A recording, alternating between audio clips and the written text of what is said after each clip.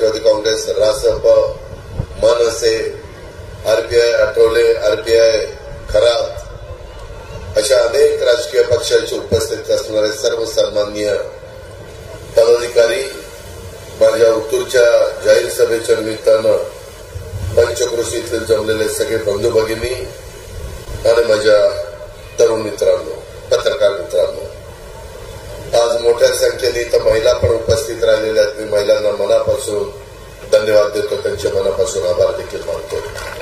वेळ बराच झालेला आहे, सभा बऱ्याच जणांची भाषणं देखील झालेली आहे. मित्रांनो, सुरुवातीलाच स्वर्गीय वल्लभशेठ बेनकेंना मी विनम्र अशा प्रकारचं अभिवादन करतो. आज सकाळीच बिबट हल्ल्यामध्ये मृत्यू पावलेला 8 वर्षाचं बाळ मुलगा रुद्र पाफाळे त्यालाही मी भावपूर्ण श्रद्धांजली अर्पण करतो. त्या संदर्भामध्ये देखील जी काही तातडीनं कारवाई करायला पाहिजे, निर्णय घ्यायला पाहिजे, तशा प्रकारचे निर्णय देखील आम्हा लोकांच्याकडनं घेतले जातील अशा प्रकारचा विश्वास देखील मी आपल्या सर्व सहकाऱ्यांना देतो. मित्रांनो, मी अनेक वर्ष राजकीय जीवनामध्ये काम करणारा कार्यकर्ता, तुम्ही देखील अनेक वर्ष मला सगळे ओळखता. ही निवडणूक ही लोकसभेची निवडणूक आहे, ही कुठली गावकीची निवडणूक नाहीये.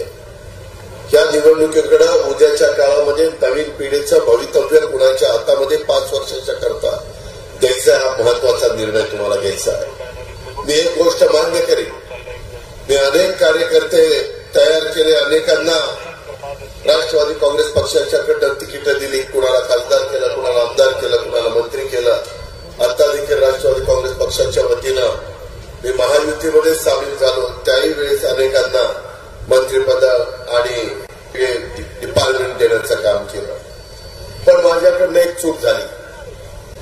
5 वर्षापूर्वी मी तुम्हाला कुणाला न विचारता शिवाजीराव आढळराव पाटील सारखेच निवडून येत होते. 2004, 2009, 2014 ते आम्हाला तर नेहमी पळावं लागायचं आमच्या उमेदवाराला. आणि काय करावं बरेचदा राजकीय लोक, एखादा मजबूत नेता, एखादा लोकप्रिय खासदार, एखादा लोकप्रिय राजकीय व्यक्ती पराभूत होत असेल तर कुणाला तरी सेलिब्रिटीला घेऊन येतं. पाठीमागच्या काळामध्ये बहुगणांना देखील पाडायला अमिताभ बच्चनला उभं केलेलं होतं, पण तो 5 वर्ष राहिला नाही, नंतर त्यांनी राजीनामा दिला. गोविंदाला देखील राम नाईक अतिशय पॉप्युलर त्या भागामध्ये होते. निव्वळ गोविंदासारखा माणूस तिथं गेला तर तो पडेल म्हणून त्यांना तिकीट दिलं. तशा पद्धतीनं आपल्या जुन्नर तालुक्याचे सुपुत्र म्हणून मी त्यांना बोलवलं, डॉक्टर कोल्हेला, आणि त्यांना सांगितलं की तुम्ही उमेदवारी घ्या. उमेदवारी घेण्याचा मी आग्रह केला. लगेचच प्रेस कॉन्फरन्स घेतली आणि जाहीर केलं. पण नंतर 5 वर्षामध्ये ज्या पद्धतीनं त्यांनी आपला कारभार केला, कधी माझ्या आदिवासी भागात गेले नाही, कधी कुणाला भेटले नाही. त्यांना स्वतः सेलिब्रिटीमध्ये रस होता, अभिनेतामध्ये रस होता, त्यांना स्वतःचा नट म्हणून रस होता, मालिकेमध्ये रस होता, त्यांना चित्रपटामध्ये काम करण्याला रस होता. त्याच्यावर ते म्हणायचे की हे मला जमणार. मित्रांनो, मी माझ्या राजकीय जीवनामध्ये त्यांना तिकीट देऊन मी माझी चूक केलेली आहे, ती चूक सुधारा हे सांगण्याच्या करता मी आज आपल्या सगळ्यांच्या समोर आलेलो. आणि म्हणून पुन्हा एकदा शिवाजीराव आढळराव पाटलांच्या घड्याळाच्या शेजारचं बटन दाबून आपण केंद्राचा मोठ्या प्रमाणावर निधी आणण्याच्या करता हे काम केलं पाहिजे. 5 वर्षाचा बॅकलॉग आपल्याला भरून काढायचा. अनेक महत्वाचे प्रश्न आहेत. त्याच्या संदर्भामध्ये पंतप्रधान नरेंद्र मोदींच्याकडे, माझ्याकडे पण निधी आहे. एकनाथराव शिंदे, देवेंद्रजी, मी ज्यावेळेस महायुतीचं सरकार चालवतो त्याच्यातनं मी निधी देतो. मध्ये आम्ही सरकारमध्ये आल्यानंतर मी देखील राष्ट्रवादी काँग्रेस पक्षाच्या आमदारांना आणि महायुतीच्या आमदारांना निधी दिला. इथं अतुलला तुम्ही निवडून दिल्यानंतर या जुलैपासून आजपर्यंत जे स्टे उठवले, स्थगित्या उठवल्या आणि इतर निधी जो दिला, जवळपास 1200 कोटी रुपयांचा निधी मी जुन्नर तालुक्याच्या करता दिलेला आहे या अलीकडच्या जुलैपासून. कारण मी सरकारमध्ये गेलो, ते कारणच असं होतं, आम्ही सगळ्यांनी निर्णय घेतला. त्याच्यामध्ये कुठेतरी साहेबांना नाराज करायचं होतं, साहेबांना कुठेतरी अपमानित करायचं होतं, ती भावना माझ्या मनामध्ये नव्हती. मी नेहमी साहेबांना सांगत होतो, भुजबळ साहेब सांगत होते, प्रफुल्लभाई सांगत होते, सुनील तटकरे सांगत होते, अफजल मुश्रीफ, धनंजय मुंडे, आम्ही सगळे सांगत होतो. अतुलला विचारा, ज्यावेळेस सगळेजण सुरतला गेले, माझ्याच चेंबरमध्ये सगळे बसलेले होते, सगळ्यांनी सह्या केल्या आणि पवार साहेबांना पत्र पाठवलं. राजेश टोपे ते पत्र घेऊन गेला की साहेब, आम्हाला आमच्या भागामध्ये विकासाची कामं करण्याच्या करता एक त्या ठिकाणी नवीन सरकार जे होऊ पाहत आहे त्याच्यामध्ये जायला परवानगी द्या. साहेब म्हणायचे देतो, चर्चा करा, परंतु अंतिम कुठं निर्णय व्हायचा नाही. आम्ही पण सगळेजण जरा त्रासूनच गेलेलो होतो. शेवटी साहेब म्हणले की ठीक आहे, आता तुम्हाला करायचं ना, मी राजीनामा देतो. राजीनामा दिला. आम्ही सांगितला नाही. काही लोक भावनिक होतात. मित्रांनो, ही भावनिक निवडणूक नाहीये. माझी आपल्याला विनंती आहे की हे तुमच्या पुढच्या पिढीच्या मुलाबाळांची निवडणूक आहे, त्याच्यामुळे भावनिक व्हायचं काही कारण नाही. पवार साहेबांनी पण राजकीय जीवनामध्ये अनेक जण, काही जण म्हणतात अजित पवारांना साहेबांनी जर संधी दिली नसती तर अजित पवारचं काय झालं असतं. एक तर शाहू म्हणला अजित पवार म्हशी राखत बसला असता, बरोबर म्हशी राखत बसला असतो. पण रोज काहीतरी बोलायचं. पवार साहेबांना पण 67 साली देखील यशवंतराव चव्हाण साहेबांनी संधी दिली. इथं बसणाऱ्या प्रत्येकाला त्यांच्या राजकीय जीवनामध्ये कुठल्या ना कुठल्या त्यांच्या नेत्यांनी संधी दिली. म्हणून हे कोण जेपी सदस्य, पंचायत समिती सदस्य, आमदार किंवा खासदार किंवा विरोधी पक्ष नेते अशा वेगवेगळ्या पदावर यांनी कामं केली. जिल्हा परिषद अध्यक्ष, याचा विचार तुम्ही केला पाहिजे. आणि साहेबांनी तर 67 ला चव्हाण साहेबांचा हात धरून राजकारणात आले. 72 ला वसंतराव नाईकांनी राज्यमंत्रीपदी घेतलं, 75 ला कॅबिनेट मंत्री केलं आणि 78 ला पवार साहेबांनी चव्हाण साहेबांचं न ऐकता वसंतदादांचं सरकार पाडलं. किती दिवस झाले होते? 11 वर्ष पण झाली नव्हती. या सगळ्या गोष्टीचा विचार आपण सगळ्यांनी केला पाहिजे. त्याच्यामध्ये काय होतं तुम्हाला जुनं माहिती नाही. मी तरी 91 राजकारणात आलो. राजीव गांधींनी आणि पवार साहेबांनी मला तिकीट दिलं. त्याच्यानंतर मी मागवून बघितलं नाही. जी जबाबदारी ती पार पाडण्याचं काम केलं. खासदार केलं बरा राहा, 3 महिन्यात राजीनामा दे. आता आमदार केला आमदार, आता राज्यमंत्री राज्यमंत्री, आता पुन्हा आमदार. जे म्हणेल ते ऐकलं ना. काय कुठं मी कमी पडलो? आता जर एखादी व्यक्ती वयस्कर झाल्यानंतर त्यांनी सांगितलं आता मी राजीनामा देतो आणि राजीनामा देऊन पुन्हा 2-3 दिवसांनी त्यांनीच राजीनामा मागे घेतला. त्यामुळे जुन्नरकरांनो, मला माहिती आहे काही काही वडीलधारी लोक, मी पण बारामतीमध्ये तो अनुभव घेतला. 60च्या आतले म्हणायचे दादालाच मत द्यायचं. तरुण तरुणी म्हणायचे दादानीच काम केलं, विकास दादानी केला. पण 60च्या पुढच्या म्हणायचे नाही राव, यावेळेस जरा साहेबांकडे बघावंसं वाटतं. हे जे काही भावनिक मुद्दा आहे ना, भावनिक मुद्द्यांनी लोकांना प्रश्न सुटत नाही. माझी जुन्नरकरांना आदराची, नम्रतेची, कळकळीची विनंती आहे. मला देखील जुन्नरचे प्रश्न माहिती आहे. आम्ही देखील महायुतीच्या सरकारच्या माध्यमातून गड किल्ले संवर्धन करण्याचं काम हातामध्ये घेतलंय. शिवनेरीच्या संदर्भातली कामं हातामध्ये घेतली. रस्त्याची कामं असतील, लाईटची कामं असतील. मलाही कळालंय की या भागामध्ये बिबटे जास्त झाले. 4 तालुक्यामध्ये मिळून 450 बिबटे झाले. कुणावर हल्ले करायला लागले. माझ्या शेतकऱ्यांची मागणी आहे, 3 फेजचं कनेक्शन दिवसा द्या, दिवसा लाईट द्या. मी त्याच्याबद्दल आमचे देवेंद्र फडणवीस माझी सभा 2 दिवसामध्ये काहीतरी भोसरीला सभा 10 तारखेला सभा आहे, आज 8 तारीख आहे. मी त्यावेळेस त्यांना सांगेन किंवा इथं स्पेशल केस. बाकीकडे महाराष्ट्रातली परिस्थिती वेगळी आहे, परंतु माझ्या जुन्नर, खेड, आंबेगाव या परिसरातलं चित्र वेगळं आहे. शिरूर इथं दिवसा वीज दिली पाहिजे. रात्री लोक दारादाराला घाबरतात. बिबट्या कधी कुणावर हल्ला करेल सांगता येत नाही.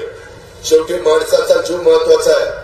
त्याच्याकरता जे पिंजरे लागतील, गाड्या लागतील, स्टाफ लागेल, इन्फ्रास्ट्रक्चर लागेल, ते देण्याच्या बद्दल जे काही कारवाई करण्याची गरज असेल ते करू, त्याबद्दल तुम्ही काळजी करू नका. परंतु जे घडतंय ते अक्षरशः आपल्या सगळ्यांना वेदना देणारं घडतंय, याबद्दल आमच्या कुणाचं दुमत नाही. परंतु याच्यात राजकारण कशाला करतात? जे आज काही भाषण खासदारांनी केलं आणि उगीच काहीतरी डायलॉगबाजी केली, हे बरोबर नाही. डायलॉगबाजी करून प्रश्न सुटत नाही. मित्रांनो, मला तुम्हाला एक सांगायचं आहे की आज रेल्वेच्या संदर्भातला प्रश्न आपल्याला त्या ठिकाणी सोडवायचा.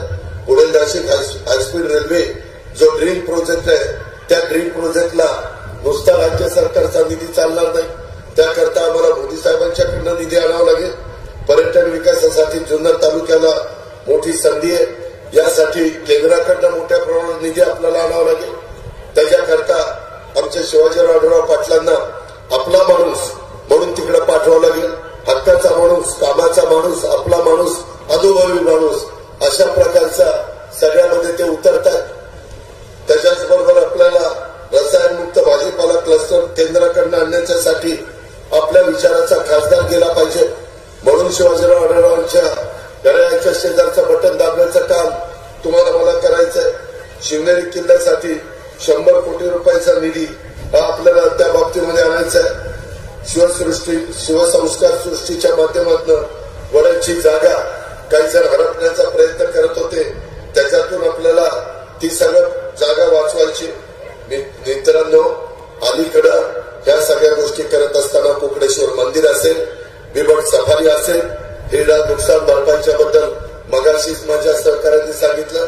अक्षरशः शिवजयंतीच्या दिवशी सांगितलं आणि 15 दिवसाच्या आत 15 कोटीपेक्षा जास्तीची रक्कम माझ्या आदिवासी भागातल्या नुकसान झालेल्या माझ्या शेतकऱ्यांना देण्याचं काम आपण केलं. हिरडा कारखान्याच्या बद्दल देखील माझा स्वतःचा प्रयत्न चाललेला आहे. तुम्ही काळजी करू नका. जे माझ्या जुन्नरकरांच्या फायद्याचं असेल, ज्याच्यात जुन्नरकरांच्याकडे आर्थिक एक सुबत्ता येईल, प्रश्न त्या ठिकाणी सुटतील, तुमच्या मुलाबाळांचा प्रपंच चांगल्या मार्गी लागेल, हे प्रश्न सोडवण्याच्या करता महायुती तुमच्या पाठीची आहे. अशा कुकडेश्वर मंदिराच्या बद्दलचं काम आपण त्या ठिकाणी केलं. तिथं अजून काही मदत लागत असेल तर ती करण्याची माझी तयारी आहे. शिलेवाडीची बंद पाईपलाईन बरेच दिवसाचं तुमचं दुखणं होतं, ते आपण दूर केलं. मित्रांनो, मधल्या काळामध्ये आपलं 5 धरणाचं पाणी कुठेतरी खालीच बोगदा काढून काही जणांचा चालवण्याचा प्रयत्न दुसरीकडे नेण्याचा प्रयत्न चाललेला होता. दिलीप वळसे पाटील, अतुल बेनके, आम्ही सगळे बसलो. देवेंद्रजींच्या लक्षात आणून दिलं, देवेंद्रजी दुसऱ्यांदाही पाणी दिलं पाहिजे, परंतु ते पाणी देत असताना आमचा जुन्नर तालुका, आमचा आंबेगाव तालुका हा तर त्या ठिकाणी कोरडा राहता का म्हणे. त्यांचं हक्काचं पाणी तेवढं ठेवा आणि त्याच्यावर बोगदा काढा आणि काय पाणी खाली द्यायचं ते लिहा. आम्ही पण शेतकरी आहे, आमचे पण लोक शेतकरी आहे, आमचा कुणाला विरोध असल्याचं कारण नाही. ही मित्रांनो आपल्या सगळ्यांची भूमिका आहे. आणि म्हणून मी आपल्याला सगळ्यांना सांगेन की अलीकडच्या काळामध्ये जाणीवपूर्वक विरोधात एकही भ्रष्टाचाराचा आरोप नरेंद्र मोदी साहेबांच्यावर 10 वर्षात करू शकले नाही. मात्र 10 वर्षात डॉक्टर मनमोहन सिंग यांच्यावर 2Gचा आरोप झाला की नाही, त्यांच्यावर कोळसा माईचा आरोप झाला की नाही, राहुल गांधींच्यावर, राजीव गांधींच्यावर बोफोर्सचा आरोप झाला की नाही, अनेक पंतप्रधान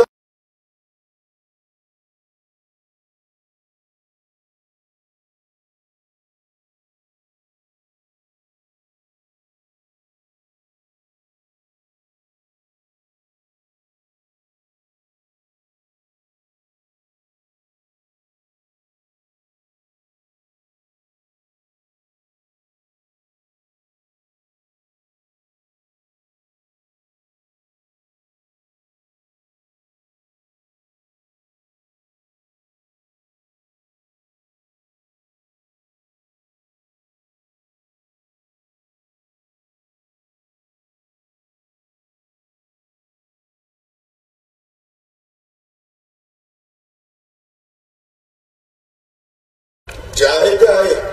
आपण ऊस उत्पादक शेतकरी आहे, द्राक्ष उत्पादक शेतकरी आहे. तुमच्याकडे पण आमचं सगळ्यांचं लक्ष आहे. त्याच्यामध्ये ऊसाचा भाव दरवर्षी FRP वाढवून देतात, त्याच्यामुळे भाव वाढतोय. शेतकऱ्यांना मदत होतीये.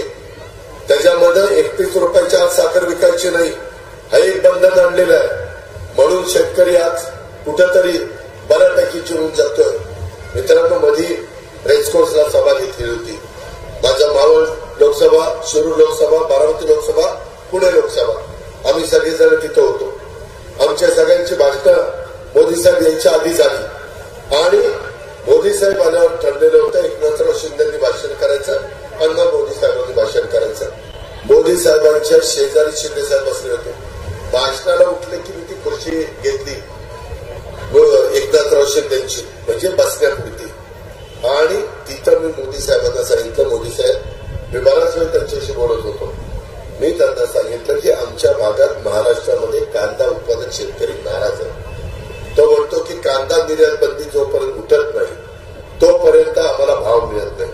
तुम्ही काही करा, आता कांदा निर्यात बंदी उठवा. मित्रांनो, मोदी साहेब दिल्लीला गेले, कांदा निर्यात बंदी उठली. काही लाख मेट्रिक टन कांदा त्या ठिकाणी परवानगी दिली निर्यात करायला. भाव वाढले की नाही? आता मला काही लोकांनी दिलं सोयाबीनच्या बद्दल.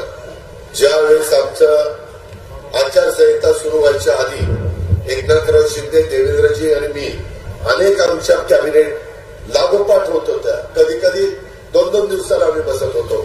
त्याच्यामध्ये माझ्या दूध उत्पादक शेतकरी अडचणीत आलेला होता. त्यांना 5 रुपये अनुदान देण्याचा निर्णय घेतला. डायरेक्ट डीबीटी मध्ये त्याच्या अकाउंटला. जुन्नरकरांनो, तुमच्याही भागामध्ये दूध आहे. काही लोकांना पैसे मिळण्यात कदाचित राहिला असेल. कधी कधी ऑनलाईन ते भरायला वगैरे किचकट आहे. आता मला त्याच्यामध्ये काही करता येत नाही. आचारसंहिता संपू द्या. देवेंद्रजी, मी, एकनाथराव आणि राधाकृष्ण विखे पाटील आम्ही चौघं बसू. बाकीच्या शेतकऱ्यांचं ज्यांचं बिल अनुदान द्यायचं राहिलं असेल ते दुधाचं अनुदान तुमच्या अकाउंटला पाठवलं जाईल. त्याबद्दल अजिबात काळजी करू नका. हे सरकार तुमचं आहे, हे सरकार शेतकऱ्यांचं आहे. एवढंच नाही, आम्ही 4,000 कोटी रुपये बाजूला ठेवले. सोयाबीनचा शेतकरी अडचणीत आलेला, माझा कापूस उत्पादक शेतकरी अडचणीत आलेला आहे. त्यालाही आम्हाला काही द्यायचं आहे, परंतु तेपर्यंत आमच्याकडे रेकॉर्ड आलं नाही. म्हणून 4,000 कोटी रुपये बजेटमध्ये तरतूद करून ठेवलेली आहे. त्याचबरोबर दालनाला मदत केली, त्यांचे पैसे त्यांच्या अकाउंटला गेले. जो जो शेतकरी अडचणीत येतो त्याला मदत करण्याची भूमिका ही महायुतीच्या सरकारची आहे. शासन आपल्या दारी कार्यक्रम तुमच्याकरता आणला. मित्रांनो, सरकार तुमचं आहे हा विचार माझ्या आया बहिणींना, विशेषतः अंगणवाडीमध्ये काम करणाऱ्या माझ्या भगिनीला आम्ही पगारवाढ केली. आशा वर्करला पगारवाढ केली. जे माझे संजय गांधी निराधार आमचे श्रावण बाळवाले, त्यांना 1,000 रुपयाच्या ऐवजी 1,500 रुपये त्या ठिकाणी अनुदान महिन्याला द्यायला सुरुवात केली. असे कितीतरी निर्णय हे आपल्या सरकारने घेतलेले. आपल्याला पुढेही अनेक प्रकारचे निर्णय घ्यायचे, परंतु ते निर्णय घेण्याच्या करता माझी तुम्हाला सगळ्यांना विनंती आहे की शिवाजीराव आढळराव पाटलांना आपण चांगल्या मताधिक्याने विजयी केलं पाहिजे. त्याशिवाय तुम्हाला मला तर उपाय नाहीये. मित्रांनो, ज्या माणसाने 5 वर्ष तुम्हाला आधार देण्याचं काम केलं नाही, नुसतं म्हणायचे मी सेलिब्रिटी आहे, मी अभिनेता आहे, मी मालिका करतो, मी चित्रपटमध्ये काम करतो, अशा पद्धतीनं हा माणूस काम करणारा त्याच्या बरोबर जाऊन काही उपयोग नाही. त्याच्यातनं आपलं नुकसान होत आहे. त्याकरता ती नुकसान आपल्याला भरून काढायचं आहे. म्हणून जुन्नरकरांनो, माझी तुम्हाला आग्रहाची विनंती आहे. इतर वेगवेगळ्या प्रकारचे अनेक प्रश्न आहेत, त्या प्रश्नाची जाण मला आहे. इथं बाकीचे सगळे स्टेजवर बसलेले महायुतीचे सगळे माझ्याकडे पाठपुरावा करत असतात, त्याबद्दल आपण काही काळजी करू नका. आता एक चांगला विचार घेऊन आम्ही पुढे चालले. जाणीवपूर्वक सांगतात, 10 वर्षामध्ये काँग्रेसच्या राजवटीमध्ये कधी झालं नाही. नरेंद्र मोदी साहेबांनी संविधान दिन, घटनेचे शिल्पकार डॉक्टर बाबासाहेब आंबेडकरांचा एक आदर आणि एक सन्मान करण्याच्या करता संविधान दिन साजरा केला. दरवर्षी काँग्रेसने केला. काही खोटं सांगतात, दिशाभूल करतात. माझ्या मुस्लिम बांधवांना मला सांगायचं आहे, आम्ही तुमच्या पाठीशी आहे. मी महायुतीमध्ये काम करतोय. मी शिवशाहू फुले आंबेडकरांची विचारधारा सोडलेली नाही. त्याबद्दल आपण तीळ मात्र शंका मनामध्ये बाळगू नका.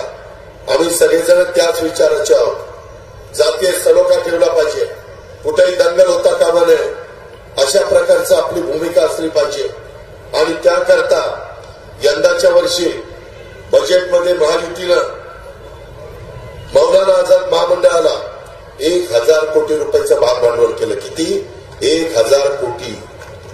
त्याच्यात माझ्या मुस्लिम मुला मुलींना कर्ज प्रकरण होती, काही अटी किचकट होत्या, त्या लक्षात आणून दिल्या, त्या काढून टाकल्या। काहींनी सांगितलं दादा वक्फ बोर्डाच्या आमच्या जमिनी कुणी गिळायला लागले, त्या ठिकाणी वेगवेगळ्या पद्धतीनं जमिनी बळकवायला लागले, काहीतरी करा। आम्ही सगळे एकत्र बसू, एकनाथराव शिंदे होते, बाकीचे होते, त्या बाबतीमध्ये आम्ही काम केलं आणि ते काम करून त्याच्यातून मार्ग काढला। आता वक्फ बोर्डाच्या जमिनी कुणाच्या घशात जाणार नाही, त्या तुमच्या करता आपल्या करता राहतील। या गोष्टीचा विचार करा। यंदा अल्पसंख्याक विभागाकडनं मी निधी दिलाय महाराष्ट्राला, कुठे दफनभूमी करायची असेल, कुठे तिथं कंपाऊंड करायचं असेल, कुठे तिथं शादीखाना बांधायचा असेल, कुठं उर्दू शाळांचं बांधकाम करायचं असेल, बाबांनो हे सरकार तुमचं आहे। मुद्दाम तुमच्यामध्ये आणि आमच्यामध्ये दरी पाडण्याचं काम हे काही काँग्रेसवाले करतात। काँग्रेसवाले सत्तेवर असताना त्यांनी कधी अल्पसंख्याक समाजाला काही देण्याचा प्रयत्न केला नाही, कुस्ती मतं मिळवली। काही जण सांगतात आता समान नागरिक कायदा येणार, आता तुमचं आरक्षण जाणार। माझ्या आदिवासी समाजाला पण तसंच सांगतात, हे साफ खोटं आहे। आता दिलेल्या आरक्षणाला कुणालाही धक्का न लावता मार्ग काढायचा, अशा प्रकारची आपली भूमिका आहे। मराठा समाजाला आरक्षण दिलं, त्यांच्या अडीअडचणी दूर केल्या। ओबीसी समाजाला इकडे सारथीच्या माध्यमातून, तिथं महाज्योतीच्या माध्यमातून आम्ही मदत करतोय। आज राष्ट्रपती या स्वतः आदिवासी महिला आहे, त्यांना राष्ट्रपती पदावर, सर्वोच्च पदावर द्रौपदी मुर्मूंना त्या ठिकाणी बसवलेलं आहे। हे फक्त मोदी साहेब करू शकतात। आणि त्याच्या आधी 5 वर्ष मागासवर्गीय समाजामधले पुढे आलेले एक सहकारी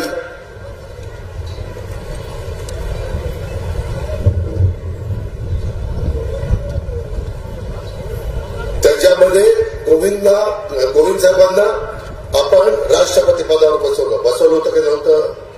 कुणी सांगायला आलं होतं? म्हणजे मागासवर्गीय समाजाचा सन्मान केला, देशातलं सर्वोच्च पद दिलं। त्याच्यानंतर आदिवासी पहिली महिला द्रौपदी मुर्मू या राष्ट्रपती महोदया त्या ठिकाणी बसवल्या। माझी आदिवासी समाजाला विनंती आहे, बाबांनो घाबरू नका। कुठलाही निर्णय घेत असताना फायनलचाही राष्ट्रपती हे असते। आज लोकांना मतं मिळवायची, त्यामुळे आदिवासींना भीती घालतायत, त्यामुळे माझ्या अल्पसंख्याकांना भीती घालतायत, त्यामुळे माझ्या मागासवर्गीय समाजाला भीती घालतायत। तसं काही होणार नाही। आम्ही पण त्याच्यामध्ये एक घटक पक्ष आहोत आणि अशा प्रकारची भूमिका अजिबात मोदी साहेबांची नाही। ही पण गोष्ट या जाहीर सभेच्या निमित्तानं आपण सगळ्यांनी या सभेच्या निमित्तानं लक्षामध्ये घ्यावी। परंतु मित्रांनो, मी आपल्याला पुन्हा सांगतो की माग 5 वर्षाची डॉक्टर अमोल कोल्हेची कारकीर्द तुमच्या समोर आहे।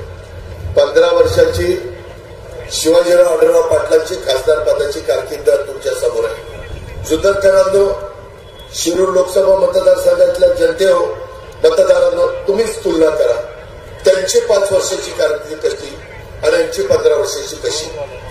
त्यांची कारकीर्द जास्त उजवी होती, म्हणूनच मी मागे ज्याला तिकीट दिलं, ती चूक केली आणि शिवाजीराव आढळराव पाटलांना पराभूत केलं, ही पण आम्ही चूक केली। ती चूक दुरुस्त करण्याच्या करता त्यांना घड्याळाचं चिन्ह देऊन उभं केलंय। आता आशीर्वाद देण्याचं काम, पाठिंबा देण्याचं काम, त्यांना ताटवाणीनं दिल्लीमध्ये पाठवण्याचं काम, लोकसभेमध्ये आपले प्रश्न मांडण्याचं काम आणि दिल्ली केंद्राचा मोठा निधी नरेंद्र मोदींच्या माध्यमातून तुमच्या माझ्या शिरूर लोकसभा मतदारसंघात, तुमच्या माझ्या महाराष्ट्रामध्ये आणण्याच्या करता आपण महायुतीचे उमेदवार मुरली भोळ असतील, तिकडे सुनेत्रा पवार असतील, तिथं शिवाजीराव आढळराव पाटील असतील, आमच्या भावामध्ये श्रीरंगाप्पा बारणे असतील, या सर्वांना प्रचंड बहुमताने निवडून आणण्याच्या करता आपण सगळ्यांनी साथ द्या। हीच आग्रहाची नम्रतेची कळकळीची विनंती करतो. प्रचंड संख्येने आपण उपस्थित राहिल्याबद्दल आपल्या सगळ्यांना मनापासून धन्यवाद देतो आणि आपल्या सगळ्यांना घेतो. जय हिंद, जय महाराष्ट्र. धन्यवाद दादा.